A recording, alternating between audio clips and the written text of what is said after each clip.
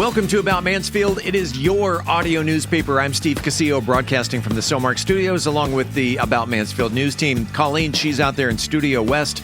This is the July 30th, 2025, 282nd edition.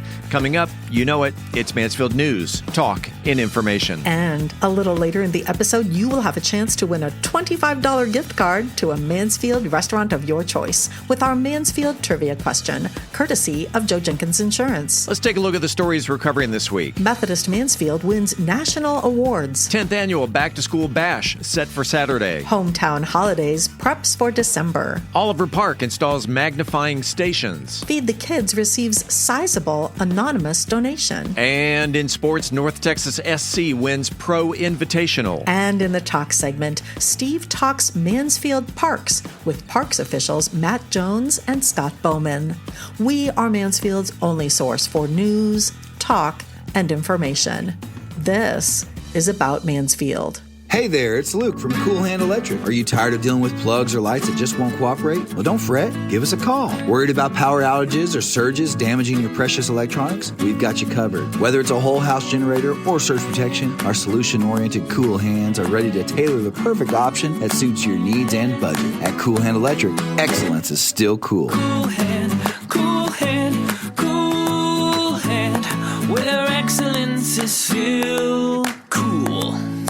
This summer, be the super parent of the season with the Hawaiian Falls Staycation Splash Pass. For just $49.99, get unlimited visits to your home park all summer long. Skip the hassle of travel. It's time for heart-racing slides, relaxing lazy rivers, wave pool adventures, and unforgettable memories right in your own backyard. All of the fun, none of the fuss. Make this the summer they'll never forget with the Staycation Splash Pass from Hawaiian Falls. Get yours now at hfalls.com. That's hfalls.com. Looking for a night out that's anything but ordinary? Step into Vault Seafood and Steakhouse, Mansfield's premier upscale dining experience. Savor perfectly aged steaks, fresh seafood, and handcrafted cocktails, all served in a stunning atmosphere. Want more? Enjoy private dining rooms and a cigar lounge for that extra touch of luxury. Vault delivers exceptional flavor in a one-of-a-kind atmosphere. Located at Matlock and Country Club, Vault Seafood and Steakhouse. Unforgettable nights. Unmatched taste. Hi, this is Eric Nadell, the voice of the Rangers, and you're listening to About Mansfield. This portion of the news is brought to you by Vault Seafood and Steakhouse. Methodist Mansfield Medical Center has earned national recognition for its heart and stroke care, receiving 4 major awards from the American Heart Association. The hospital was honored for following top medical guidelines in treating patients with strokes, heart attacks, and diabetes, some of the most urgent and life-threatening conditions. Awards include gold-level recognition in stroke care and both types of heart attacks, STEMI and NSTEMI, as well as a regional award for helping improve emergency cardiac care systems. Hospital President Juan Fresquez said the awards reflect the team's daily commitment to saving lives and delivering fast, high-quality care when every second matters. The American Heart Association's awards are part of programs that help hospitals use the latest research to improve care and patient survival. Mansfield ISD will host its 10th annual Back to School Bash on Saturday, August 2nd from 7:30 in the morning until noon at the Center for the Performing Arts on Debbie Lane. The event serves as the official kickoff to the 2025-26 school year and will feature free school supplies, backpacks, shoes, and student health services, including sports physicals, immunizations, and dental and vision exams. All services are available to Mansfield ISD students. To help the traffic flow, free shuttle buses will run from Legacy and Summit High Schools beginning at 7:15 a.m. Families attending the event will receive a map to help locate activities, services, and student performances. No registration is needed to attend. However, to receive supplies, health services, or shoes, families must check in and provide student ID numbers. Students must be present to receive the shoes. The event will also include games, bounce houses, obstacle courses, and campus booths for families to connect with schools and programs across the district. Again, the MISD Back to School Bash, Saturday, August 2nd, 7:30 till noon at the Center for the Performing Arts. This being the fourth Wednesday of the month, we usually do our regular Moment with the Mayor segment, but Mayor Michael Evans was not available this week. But he did record a short recap at City Hall after Monday's City Council meeting, and here's what he had to say. We approved 4 consent agenda items, including 2 contracts with Tarrant County and the county's tax assessor for the services of tax collection and assessment for the next 3 years for the city of Mansfield and collection services for the South Point Public Improvement District. I know I said all that at one time. All right, a resolution approving the naming of 9 parks in honor of community leaders throughout Mansfield's history. And we look forward to honoring these remarkable individuals in ceremonies over the next few months. That's going to be exciting. Additionally, we passed a resolution for additional funding in the amount of $173,000 for paving improvements on Gertie Barrett Road. Now, we also approved a second amendment to the Master Development Agreement for the proposed Convention Center and Hotel. You heard me. Yes. All right. The amendment adds a public parking easement requirement, a right of first refusal on boardwalk property. You heard me. A right of first refusal on, we're going to have a boardwalk property, and deadlines that will help ensure construction begins on time and on schedule. And finally, have y'all ever heard about Christmas in July? Well, here you go. The City Council approved a professional services contract for about $150,000 for holiday decor and light display services for our Hometown Holidays event this December. We cannot wait to share this remarkable experience with you. It's going to be outstanding. You know, I've been saying for years that Mansfield has the most caring people in the community in North Texas, and they rise to the occasion whenever help is needed. A perfect example of that happened just the other day when Common Ground, which is an organization that is greatly involved with the summer Feed the Kids program, received a sizable anonymous donation. With us on the phone is Andrew Hudson. He is the co-chair of Feed the Kids with Common Ground. Andrew, welcome to About Mansfield. Thank you, Steve. I appreciate it. Glad to be on. When did you receive this donation? I believe it was a couple weeks ago, and it was an extremely exciting text that I got from the lady in Common Ground who oversees kind of our financial stuff. And she was just so excited. She goes, you won't believe the generosity of this community. And so it was something that just blew us away. And we were just overjoyed with and just overwhelmed, really, with how generous the people of this community are when it comes to kids in this community that are battling food insecurity. Sure. And the Feed the Kids program, you're feeding how many people on a daily basis? So every week we make about 900 to 1,000 bags of food, and each one of those food bags has 21 items in it. So 7 breakfast items, 7 lunch items, and 7 snack items. So we try to make sure that every kid who receives these bags are good for a week. And we do this 12 weeks throughout the summer. And so when you do the math, you can imagine it's a lot of bags. We'll probably end up doing somewhere between 11,000 to 12,000 bags once the summer's done. Oh my goodness. So that no child goes unfed. Exactly. And we have great partners who are our distribution sites. So whenever we make these bags, we send them out to different food pantries throughout the community.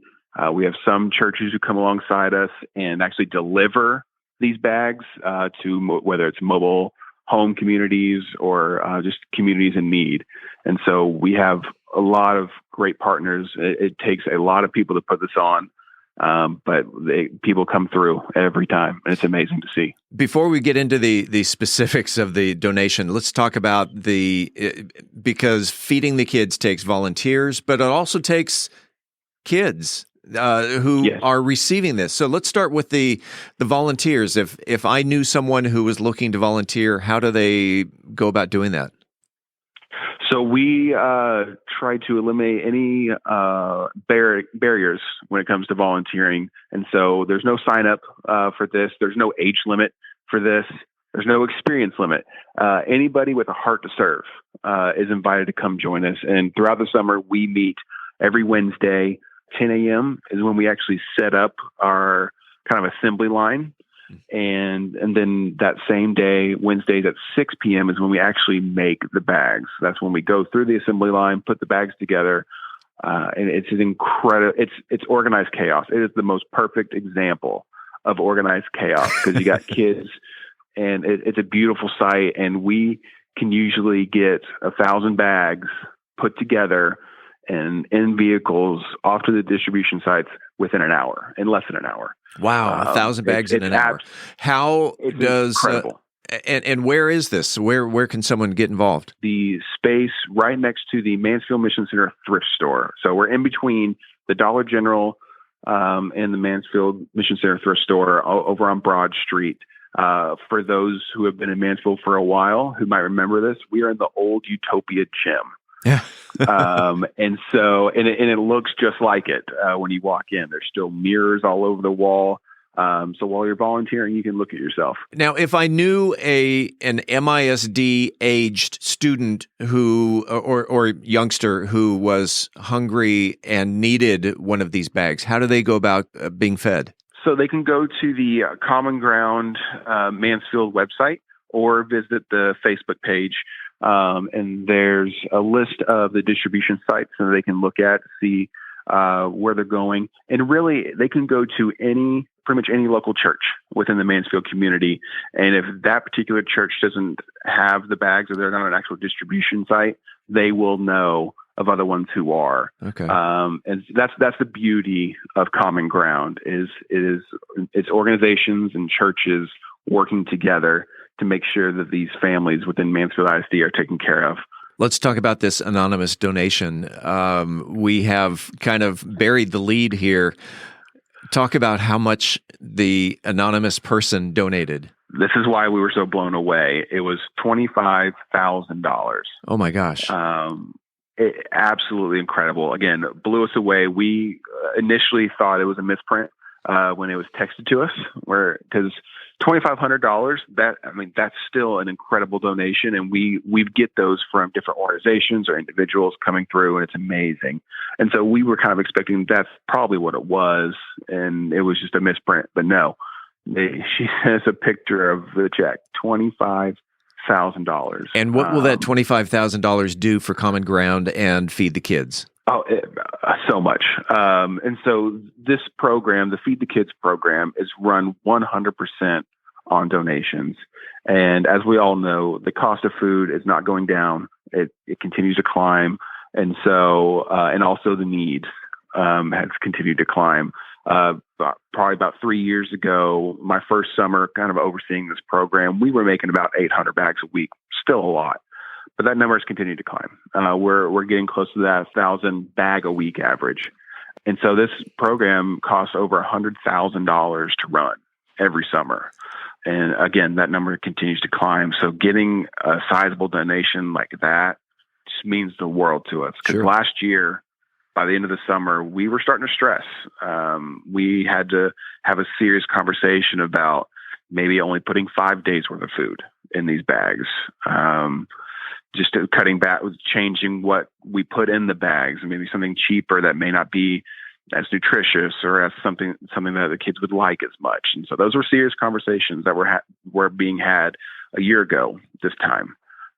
But because of something like this, we don't have to have those conversations this year. That gets you a little closer to that $100,000 budget.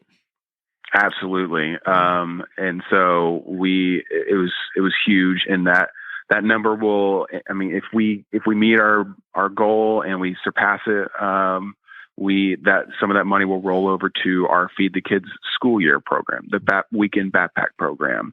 And so every dollar is going to go to making sure that a child is fed. Andrew, congratulations. $25,000. It's going to go a long way for Common Ground and Feed the Kids. And is there anything else you want to conclude with? Well, what I want to tell anybody is the biggest thing that is important to us is sharing the stories. Is sharing the story of what a community can do when they come together, whether that's financially, whether that's through volunteering, It is incredible when you get people from all walks of life from a community to come together for a common cause, and just the impact that can have.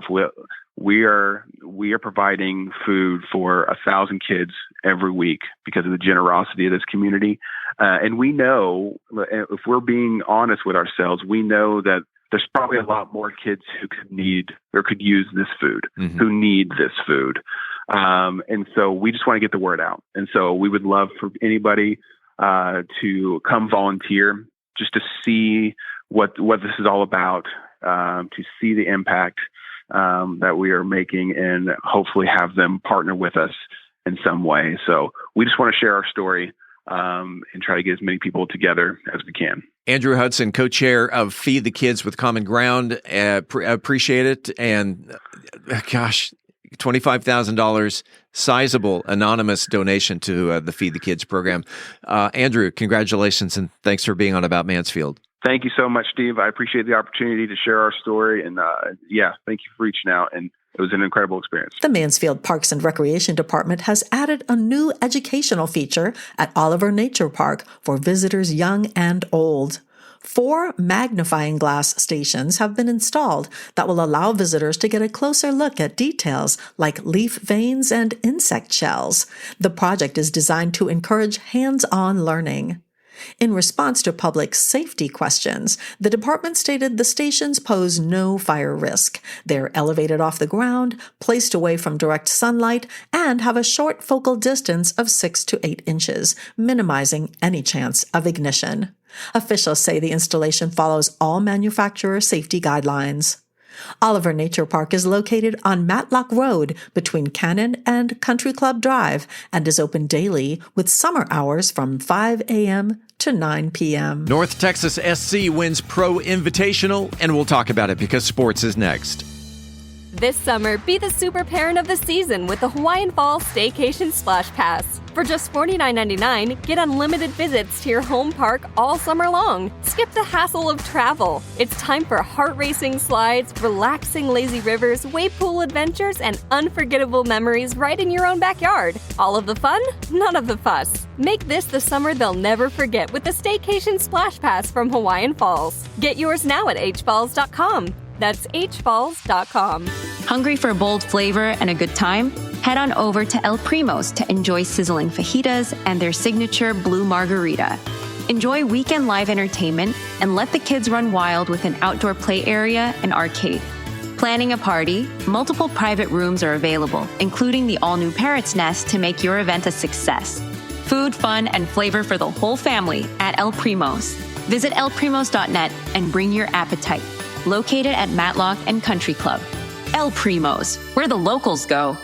In sports, North Texas Soccer Club captured the 2025 MLS Next Pro Invitational title with a 3-1 victory over Club Deportivo Tapatio on Saturday night at Toyota Stadium in Frisco. FC Dallas midfielder Pedrino scored twice in the first half with goals in the 9th and 22nd minutes, and homegrown forward Tariq Scott added a third goal in the 67th minute. Goalkeeper Michael Colodi made 5 saves to help secure the win in front of 4,300 fans. With the result, North Texas SC adds to its championship history at Toyota Stadium, having previously won the USL League One title in 2019 and the MLS Next Pro Cup in 2024. And that, my friends, is a look at sports. If you have a comment about the show, the news, whatever's on your mind locally, the good, the bad, the ugly, think of us as your audio letter to the editor. You can reach us by voicemail at 817-435-2938. Again, 817-435-2938. By the way, since About Mansfield launched about 5.5 years ago, we have featured 3 community liners in every episode, just like this one. Hi, I'm Kezia Valdez-Farrar, and you're listening to About Mansfield. If you would like to be a part of the rotation, it's very simple. Just find a quiet location, grab your phone, and record the following. Hi, state your name and your title, and conclude it with, And you're listening to About Mansfield. And you're listening to About Mansfield. And you're listening to About Mansfield. And you're listening to About Mansfield. And you're listening to About Mansfield. And you're listening to About Mansfield. And then mail the audio file to info@aboutmansfield.com. We would love to hear your voice on the podcast. This coming Sunday, August 3rd, is National Watermelon Day, that one day of year where it's completely acceptable to spit seeds farther than your neighbor's Wi-Fi reaches.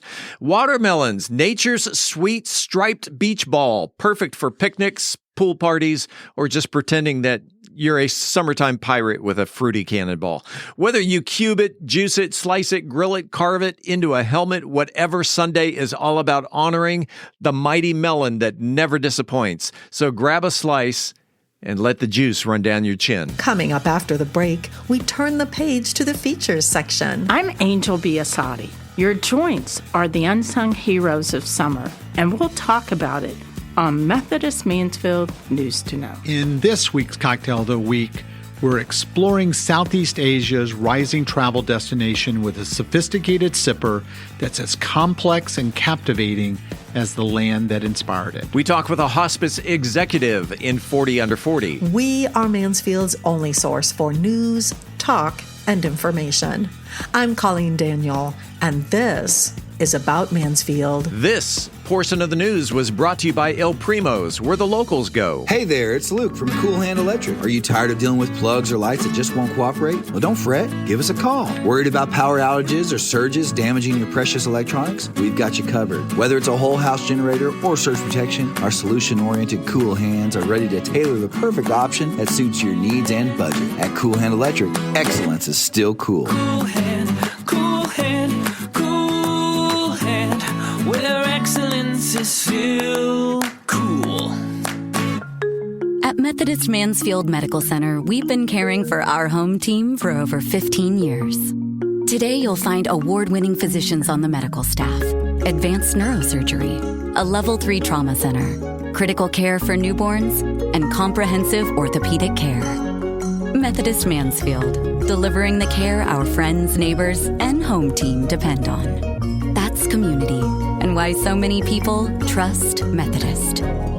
Congratulations to Karen Barnum, who knew that Thelma Louise Jones was an MISD teacher and principal for 49 years, and the school named in her honor is located at 7650 South Watson Road. When we come back, this week's trivia question.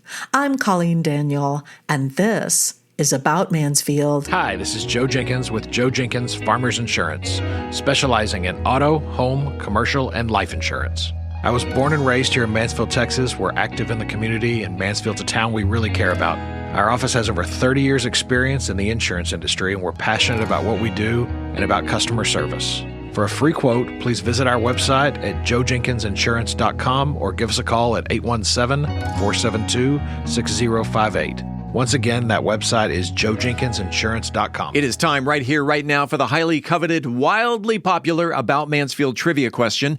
If you are the first person to email the correct answer to trivia@aboutmansfield.com, you will receive a $25 gift card to a Mansfield restaurant of your choice. It's brought to you by Joe Jenkins Insurance. Whether you're looking for homeowners, auto, commercial, or any other type of insurance, Joe has helped Mansfield area residents understand the insurance coverage that best fit their needs since 2010. You can find him on the internet at joejenkinsinsurance.com. I've mentioned this before. I'll mention it again. Not everyone wins on a Wednesday. So if you're listening on a Thursday, a Friday, or whenever, give it a shot. You might be taking home a $25 restaurant gift card. Colleen, light me up. Well, Steve, the year was 1917, and Mansfield had an electricity problem.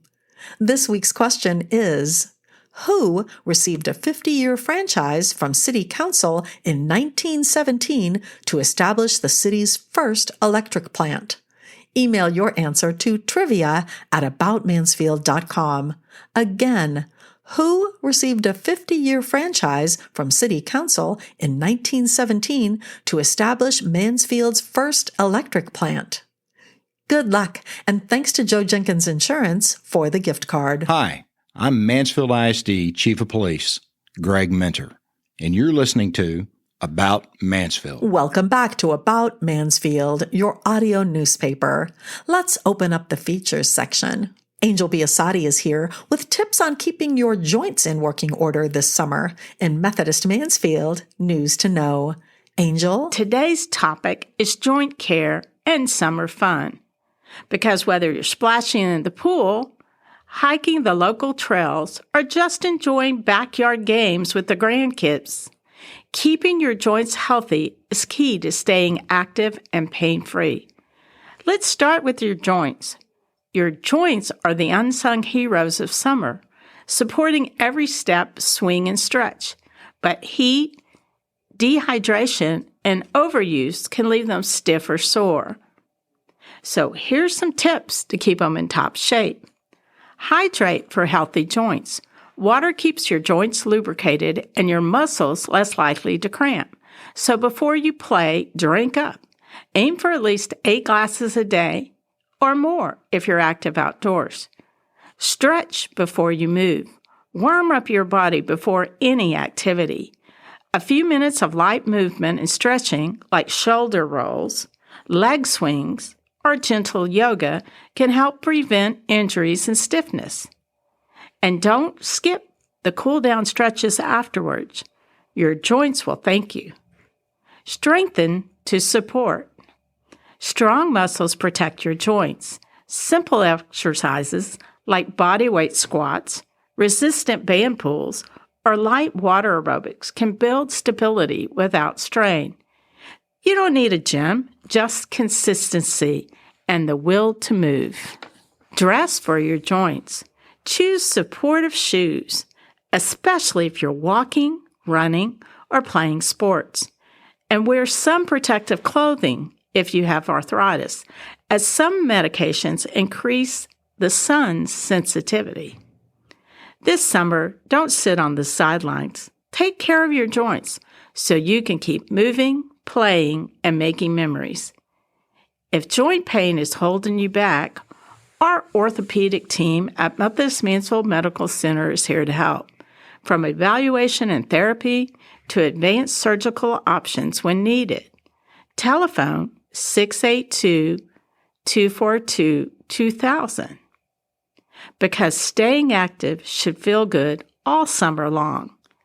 I'm Angel Biasatti, reporting for About Mansfield podcast. Shaken or stirred, you know it's going to be good as Brian Certain serves up a complex yet sophisticated sipper in this week's Cocktail of the Week. Brian? Today's cocktail is a Vietnam highball.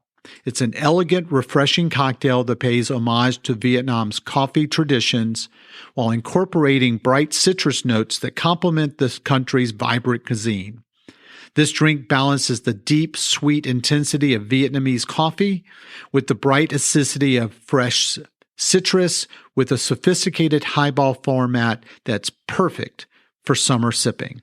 So let's explore what makes this cocktail special. First, Vietnamese coffee liqueur, about 1.5 ounces per cocktail. The foundation of this drink is a coffee liqueur that captures the distinctive character of Vietnamese coffee. Mr. Black coffee liqueur makes a good base, but to give it an authentic character from Vietnam, infuse it with a tablespoon of sweetened condensed milk per 4 ounces of liqueur. Stir well and let rest for an hour before using. This mimics the sweet, rich profile of Vietnamese iconic sweetened condensed milk coffee. Alternatively, Kahlua works good in a pinch. Even bourbon cream from Kentucky, although they both lack some of the Robusta coffee intensity that defines the Vietnamese coffee. Citrus component, about 1 ounce per cocktail. Today we're using a combination of fresh lime juice and fresh orange juice. The citrus adds brightness that balances the deep coffee note. Citrus grows abundantly in Vietnam's varied climate zones, and the combination of lime's sharp acidity and orange gentle sweetness perfectly complements the coffee base. A regular simple syrup, the basic 1-to-1 ratio of water-sugar provides adjustable sweetness. Vietnamese food and drink often balance sweet, sour, salty, and spicy elements, and this sweetener helps us achieve that harmony. Soda water. Chilled soda water, about 2 to 3 ounces, add effervescence and lengthens the drink into a refreshing highball. Vietnam's hot, humid climate makes for cooling long drinks especially welcome. And then a few drops of aromatic bitters or a dash of ground cinnamon can also add complexity that evokes the warm spices found in Vietnamese cuisine. And then for garnish, a lime wheel, maybe a couple of coffee beans for visual impact, or for more elaborate presentation, a sprig of fresh mint or basil to represent the abundant herbs used in Vietnamese cooking. And then always lots and lots and lots of ice. Several large clear ice cubes work best for minimal dilution and maximum visual appeal. So what glassware are we using? A tall highball glass is ideal vessel for this cocktail. In Vietnam, coffee is often served in a glass cup rather than ceramic, especially when it's the ice version, making the glass highball culturally appropriate. So how do we make this beautiful Vietnamese cocktail? So if you're creating the Vietnamese cocktail coffee liqueur combined with 4 ounces of coffee liqueur with 1 tablespoon of sweetened condensed milk in a small container, stir vigorously until fully incorporated, then let rest for about an hour before using. Then fill a highball glass with ice, typically 3 to 4 large clear cubes. And then in a cocktail shaker, combine 1/2 ounces of your prepared coffee liqueur, 3/4 of an ounce of fresh lime juice, 1/4 ounce of fresh orange juice, and a 1/2 ounce of simple syrup. Add ice to the shaker and shake vigorously for 15 to 20 seconds until well chilled. Then strain into the cocktail into the fresh ice in your prepared highball glass. And then slowly top 2 to 3 ounces of chilled soda water, pouring gently down the sides of the glass to preserve the carbonation. Then give the drink 1 gentle bar spoon stir to incorporate all the elements without losing any extra effervescence. Then garnish with a lime wheel and a few, typically 3 coffee beans floating on top. For an enhanced aromatic experience, you can express the oils from an orange peel over the surface of the cocktail before discarding the peel. Like Vietnam itself, this cocktail bridges tradition and innovation, drawing on the country's French colonial influence and indigenous ingredients to create something entirely unique. Whether you're cruising along the Halong Bay, exploring the streets of Hanoi, or trekking through the terraced rice field, this cocktail brings a taste of Vietnamese adventure to your glass. As always, I'm open to hear your take and your input. You can reach me at brian@bourbongospel.com. And until next week, as Mark Twain said, too much of anything is bad, but too much whiskey is barely enough. Reporting for the About Mansfield podcast, I'm Brian Certain. The Mansfield Business Alliance has released the list of 40 under 40. We're talking about 40 people who are under the age of 40. They are CEOs, they're entrepreneurs, they're executives, they are everyday people. These are the next generation of leaders. And with us in the studio today is one of those next generation of leaders, and that is Jordan Coleman. Hi. Congratulations. Thank you so much. And I know who you work for, but I don't even know what your title is. That's okay. Yes, I'm with Cardinal Hospice. I'm Director of Business Development. Director of Business Development for Cardinal Hospice here in Mansfield. Yes. And how long have you been with them? So we have actually only been open for a month and a half. Congratulations. Yeah, so we're a brand new company. Thank you so much. To you, you've just been named one of Mansfield's 40 under 40. What that means to you? Congratulations. And thank you. What does that mean to you? I'm very flattered. Yeah. It was really exciting. Just to be able to be nominated was quite an honor. And, being able to go and mix and mingle with the other 40 under 40 was a really great opportunity. I'm thankful. You went to the gala. Yeah, it was a lot of fun. And you got all dressed up and went to the vault. I did. And so what inspired you? Did you, growing up, think that you were going to be a director of business development, or did you just kind of happen to go in that direction? No, Not necessarily. My undergraduate degree is psychology. So that's really where I thought I wanted to shift. But then after graduate school, I realized that it is not. So I actually went to OT school and started my healthcare journey in occupational therapy. And I love healthcare. I always knew I wanted to do something healthcare. I am passionate about helping people. So I've always loved geriatric care. So I did occupational therapy in skilled nursing facilities, which is nursing homes. And I loved it. It was fantastic, a great experience. I feel like the patient care that I have provided has taught me a lot as a professional into the next phases of business development now with Cardinal Hospice. Yes. Thinking back over your career, what do you feel is the one accomplishment, the one that stands out the most, your most prized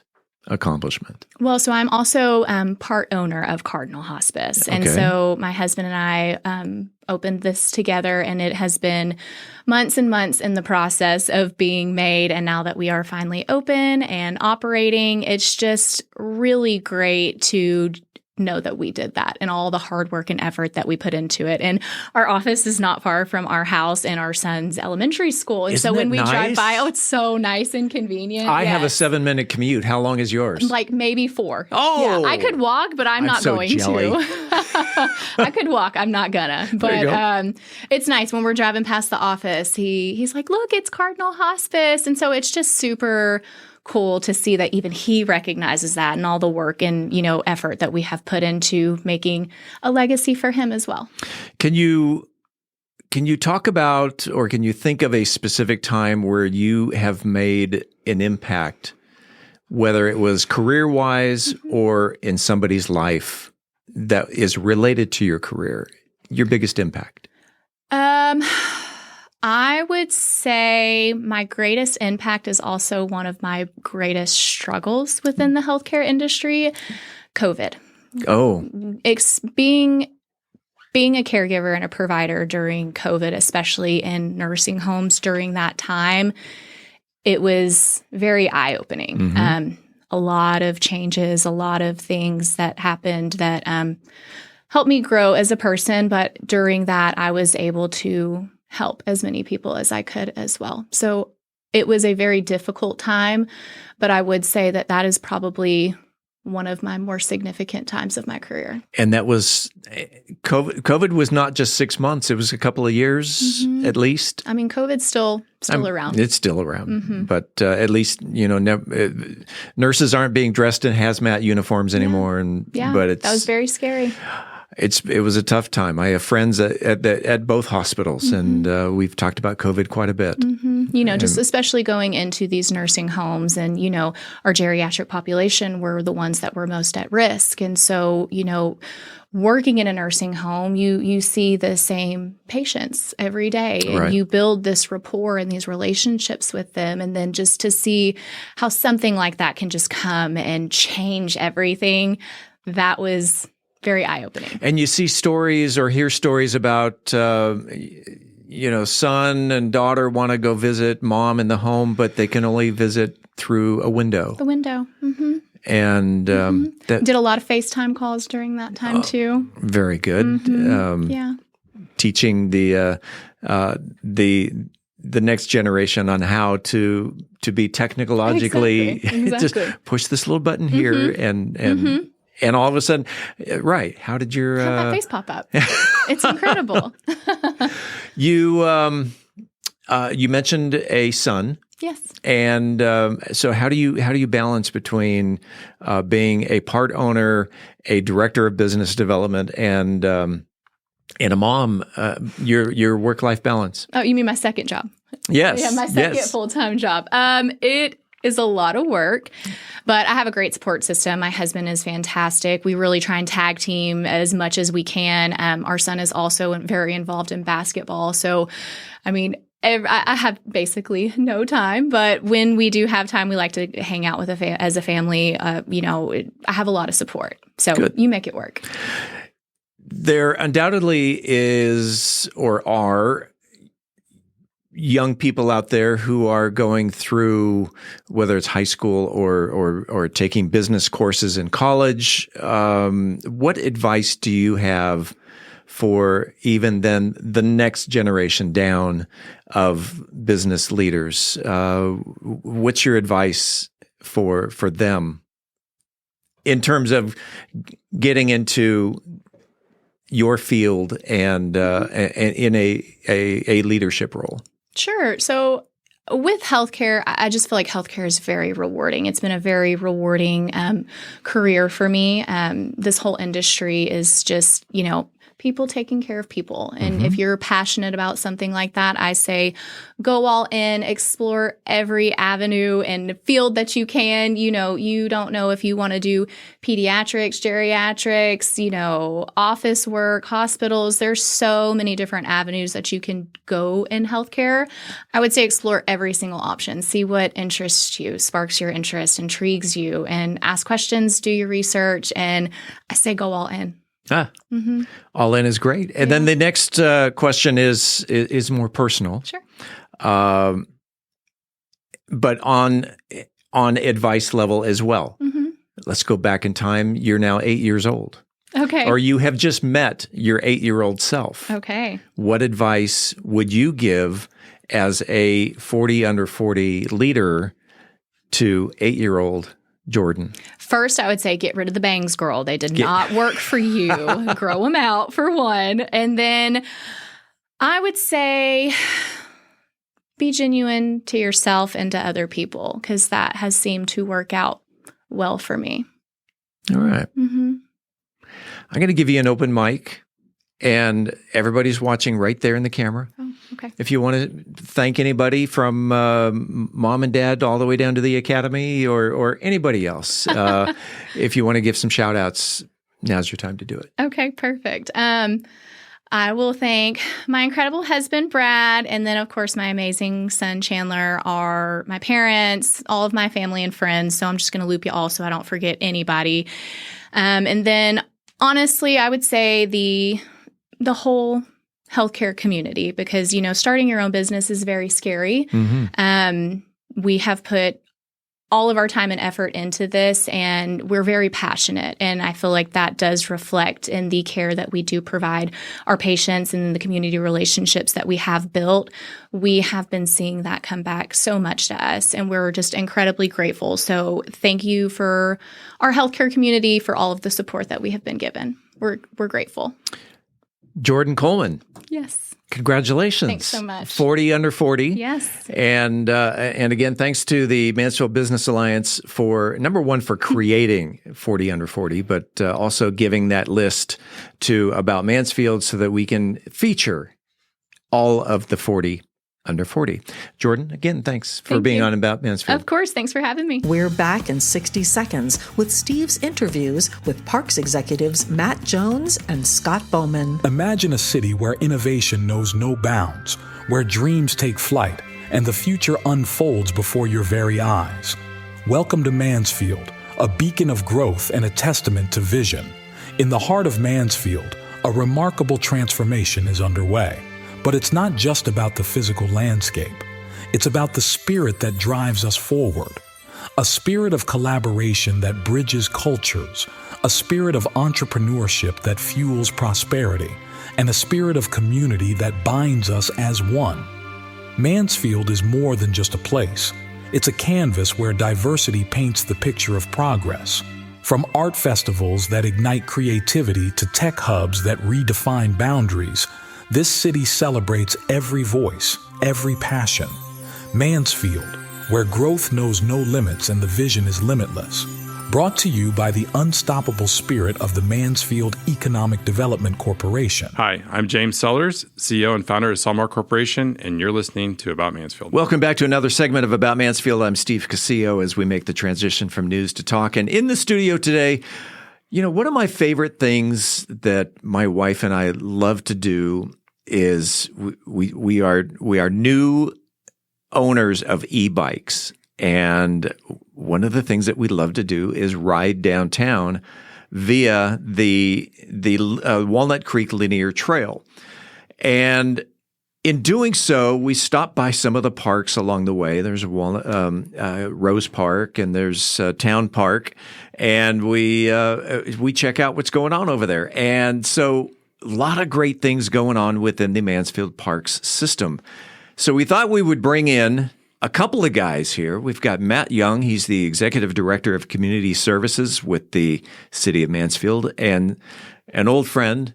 Good to see Scot Bowman, President of the Mansfield Park Facilities Development Corporation, also known as the Parks Board. That is right. Good to see you too, Steve. And Matt, welcome to About Mansfield. Thank you very much. Hey, let's start with Matt. First of all, because this is your first time on the podcast, a little background about Matt Young. Okay. Well, I've worked for the City of Mansfield for 9 years. I've been in the Parks and Recreation field for a little over 30 years. So I grew up around sports and recreation, and my dad was the president of all the youth sports associations, so it was just kind of in my blood. But I really wanted to be a teacher and a coach.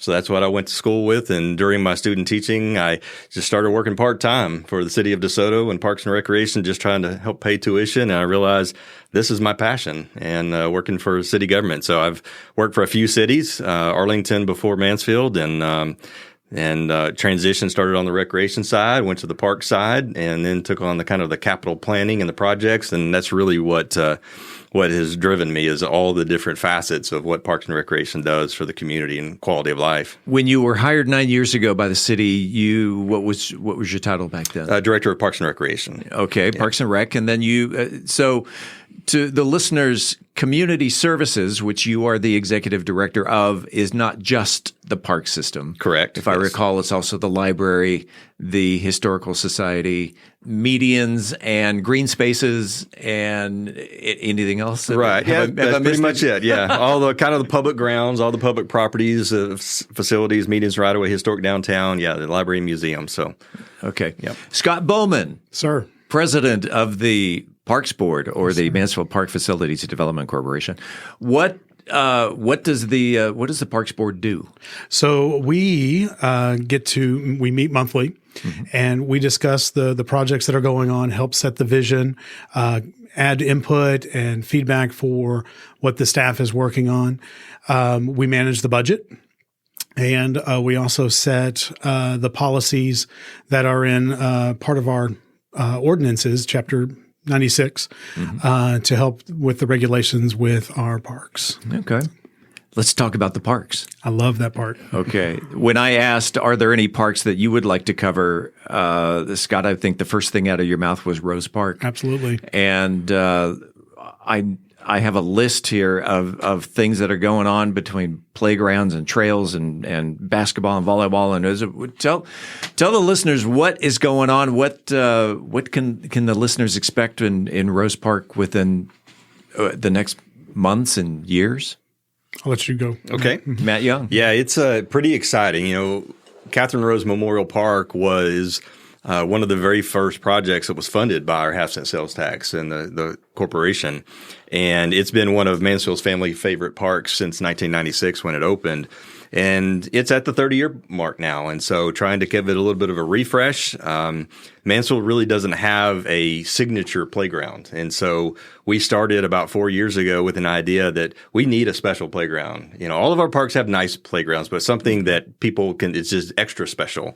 And so we went through a process to develop a new master plan for not only the Catherine Rose side of Walnut Creek, but also what is currently practice fields at the Hardy Allman Soccer Complex on right the across east side. The street. Exactly. Yep.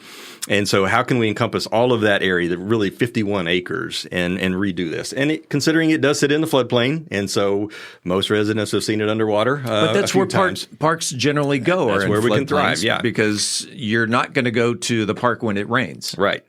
And you just have to accept the fact when it's underwater, the water recedes, you're going to have some mud. We clean it up, maybe take a day, but it's open back up. And it's the best use of that, less concrete and more green space. And so this master plan is kind of be implemented in phases. We completed phase 1A last summer, which expanded the parking lot and the roadway, moved it further away from the floodplain so that we could open up a bigger footprint for a really remarkable playground. And so we are well underway in Phase 1B construction with a new restroom building and a $3 million playground.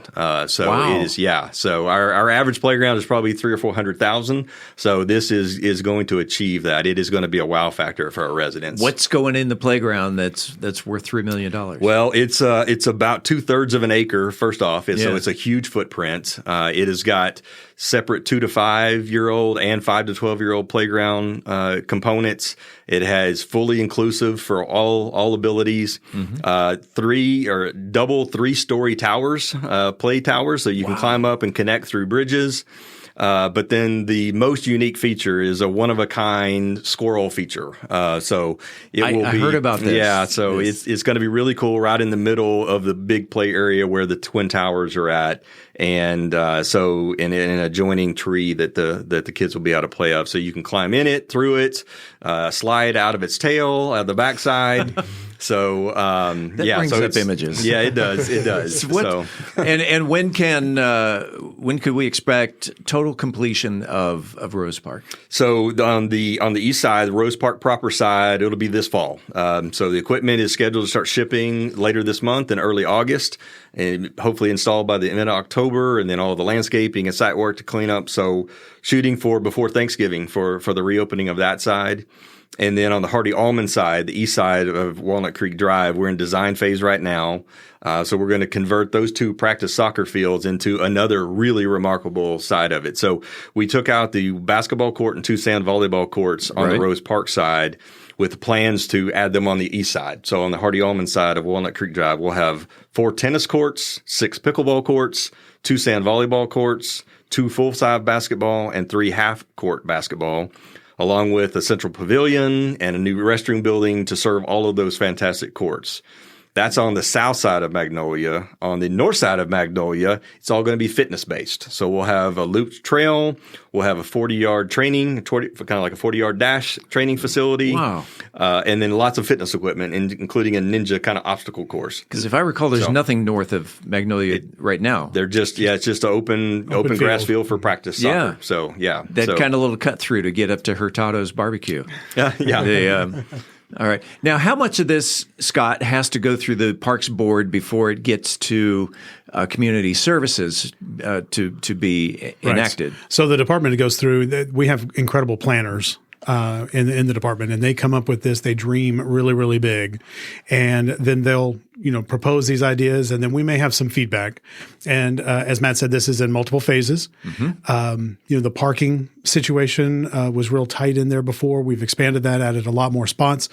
And if you've been, I don't know if you've been through there or not with your e-bike yet or not. Probably 2-3 weeks ago. It goes all the way down, has a circle at the end. Almost goes all the way down to the pond. Where the pond. Exactly. Right. Thank you. And so now it's much more accessible. So if you've rented the pavilion down by the pond, you can now get down there. So they come up with these great ideas, and then they'll run through the board, and we get to understand what's going on and see what their vision is, what the big picture is, and then add any tweaks that we might consider at that point. Usually everything is really well thought out, just incredible planners on that side. And as Matt said, this is in phases, and the playground is going in here shortly, and it's a universal design, all-inclusive play, right? Which is a really, really big thing for playgrounds, especially with children like mine that may need some assistance playing, or children with walkers and need assistance. It gives them some opportunities to play. It allows the parents and guardians to go with children up there. And I love the ramps that are there. It's I'm going to exaggerate, but it's 3 miles of ramp just so that everybody can get to that third story and up on into these towers that are there, so where nobody's left out. And I love the thought that goes into the planning to make those things happen. So the planning.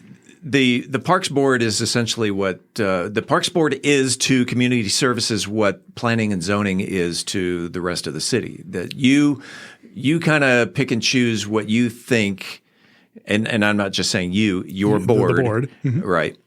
And you make those recommendations to community services, Absolutely. A lot like what planning and zoning does to the city council. Right. Matt just illustrated all of the things that are going to go onto the east side of Walnut Creek where Hardy Almond is now. And there is a lot going on there. And we had some discussion about, have we considered this? And what about, crosswalks? What about a traffic light, a signal crossing here so that we can get people across the street safe. And we get to add to that. So if there's anything that's been missed or not considered, and usually it's we considered that but went this other route, or there's always a compromise that's made there, or an explanation of why something is being done. So compromise is good. It is.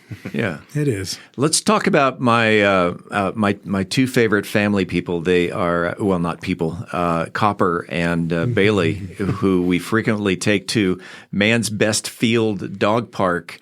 And I know that you've got some renovations going on at the dog park. We do. Phase 2. Most of our parks are kind of master planned and implemented in phases, and the dog park was as such. And so phase 2 is going to add a trail connection from the front parking lot around the paddocks and get us all the way down to Walnut Creek. We'll set the stage so that as phase 4 of the trail goes from Town Park to our western city limits, this will be a trailhead so you can park at the dog park. So I can ride my e-bikes to the dog park. Absolutely. Just put the dogs are a little big. They're about 75 pounds, but we'll see if we can put them in the basket and ride them all the way downtown. Yeah. Okay, cool. What else? So we are extending irrigation. So if you're a frequent user to Man's Best Field, you probably notice the front side gets all the heavy traffic. And so, but they're large paddocks. It's a very unique dog park. And so when you get past that first 50 feet, there's no irrigation. So we're extending that just to kind of help us keep and sustain the turf. Dog parks are like athletic fields, but instead of 2 feet, there's 4 feet. And they put pressure on and wear out the turf. And so this will be able to give us the ability to help sustain the turf. We're adding some lighting, some string lighting in the front of the paddocks to give some extra playability, especially in the wintertime. It can be 80 degrees in December, but it gets dark at 5:30. And it gives some people the ability to use the park in the evening time. And then in the center side of the horseshoe up front that's outside of the paddocks, we're adding a pavilion. So people can gather. Believe it or not, people do actually have dog park weddings and birthdays at the park. So if you want to rent the pavilion for that, then you'd have a designated area, or just for general users. If you want to sit outside of the paddocks with your dog on a leash, you can sit there. And then the museum will be able to take advantage of that too for some of their programs and field trips that, school groups can go out and, maybe eat lunch under the pavilion. You say the museum, the Man House. The Man House, yes. Okay. Mm-hmm. All right. And then we have a natural body of water, a pond on the backside of the park right now. So we're actually going to formalize that. We're enlarging it, cleaning it out, and make it an actual new paddock, a 5th paddock. You'll use that new trail connection to get down there. So if you don't want your dog to get wet or muddy and get in your car, you have to make the designated route all the way back there. Your dog can't accidentally get wet by going through one of the regular paddocks, but including a wash station. So even the dog visitors right now that may get sweaty and wet out there, we've had that request for a dog washing station. So we'll be adding that in this phase as well. Wow. Yeah. That's a lot going on with the dog park. Next up is the Julian Field Park and Veterans Memorial at Julian Field Park. Scott, you want to tackle this one? Well, I'm sure a lot of your listeners have driven by there, since it's right on Broad, right near City Hall on the north side of Broad, almost adjacent to the public safety building. Sure. Lots of construction going on there. That is it's the oldest park that we have, if I remember right. That's built by the community. According to the About Mansfield Trivia Question. There you go. That is correct. For this episode? And the park is being used as a site for the Veterans Memorial. Incredible, design that's been done. It's an incredible water feature. If you drive by there, you see there's a huge hole. We're clearing out where the creek had run through there before. I believe there's a water feature in there just to stir the water, and a great reflecting pond. The natural terrain of that area has a great hill to it, and being able to come back and making that accessible for all to come and either be there for a veteran event or just on their own time. We want to make sure that everybody's able to get around, and that hill is causing some, compliance work that's being done. So there's a lot of extra stone and concrete going in there, but it also creates kind of a natural theater seating so that we can have events out there on the plaza, this huge medallion on the ground, and be able to have events there with kind of staggered up seating and standing around there. So like maybe a musician with his guitar? Could be. Absolutely. Could be. Or, speakers and you name it. Okay. So. And when can we expect the Veterans Memorial and the park to be open? Right now, it's looking like substantial completion will be in December. We were really hoping to get it in and completed by Veterans Day, but the spring rains have just been really tough, especially on this site. As Scott referenced, building that pond, the way it slopes down, all these heavy rains have just kind of kept a mud pit. They've been able to get a lot accomplished, but it's going to be probably the end of December right now, what we're looking at completion. Excellent. Excellent. Geyer Commons. I drive by Geyer Commons. You now have driveways that have been carved out. You've got the I call them sheds, but they're a little larger than sheds. Cottages. Oh, you've got the cottages. Thank you. Going in. Gosh, talk about Geyer Commons. So, another master plan vision for the city. Parks and Recreation is the lead on this is another kind of phased approach with the school district operating in their administrative buildings for another couple of years before the new city hall is ready. We've started on kind of the old Geyer baseball field area with phase one and broke that into two phases. So phase 1A under construction now will include restrooms, a splash pad, and not like our traditional ones that you'll see at Chandler Park. They don't have play structures. It's more of the jets and the fountains. Gotcha. So spray up from the ground, 16 billion color combinations so they light up and have all kinds of things. So it'll be a different experience. A central pavilion and a couple of turfed areas for programs and activities, including one that's synthetic turf. And then 12 cottages. So vendors will be able to rent them and operate in businesses. We're finalizing right now the application process, what the rents will be in the next couple of weeks. We expect to have all of the information out there. We already have more than 80 interested individuals or businesses that have expressed an interest to operate out of one of the cottages. So that's a good thing. I mean, we're going to be working on possibly an open house here in a couple of weeks to let everybody kind of come in and ask questions and figure out if it would work for them. Primarily focusing on Friday evenings, Saturdays, and Sunday afternoons for business around the week, but our plan is to have programs and activities every day of the week out there. So it could be a library story time in the Tuesday morning, or it could be family trivia night in the evening. Yeah. When can I pack up the car with the kids and head down to Geyer Commons to gather with other people? Right. Okay. So we're right now construction scheduled to be completed in October. So we're trying to probably have a grand opening in conjunction with hometown holidays. That's currently the thought. Quick. Yeah. That's amazing. It is. And so you're expecting the vendors to be in the cottages by that time? Yes.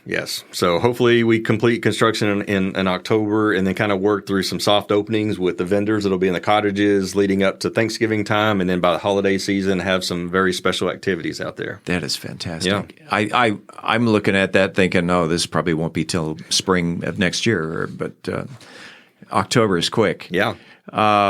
Linear trails. What's going on with the trails? Man. So we're extending the trails from the Shops at Broad area all the way around to Elmer Oliver Park. And it's sidewalk trails, right along street side trails that are there.